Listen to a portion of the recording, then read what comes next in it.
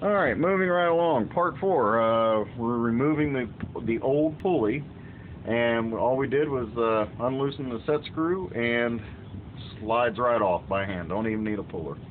Gotta love it. But again, we soaked everything down with penetrating lubricant yesterday. So we got the new pulley to put in. That's right. Alright, so here's what you get when you get the...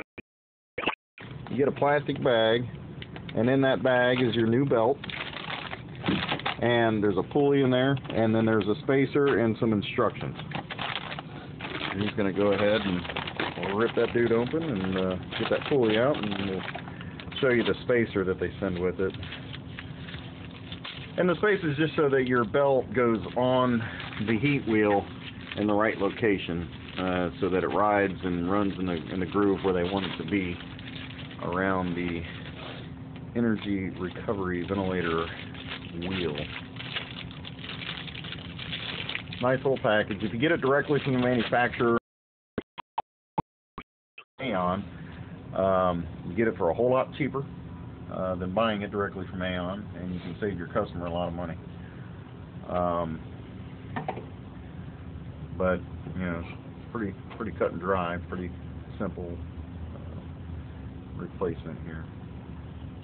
He's going to go ahead, he's going to put that key in the keyway, and then he's going to put his spacer in there and get it lined up, and then lock down the set screw.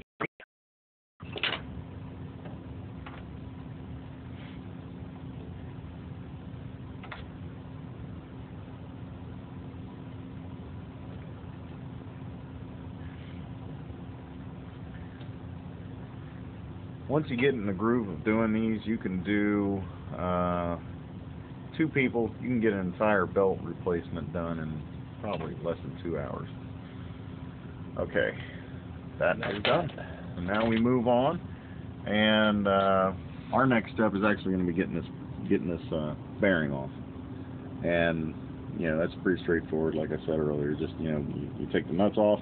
Actually, well, I will show this in another section, because on these bearings, if you can see here, they have guide pins on these bearings that are factory, and they have to go back in the holes to line this up and keep the entire heat wheel centered.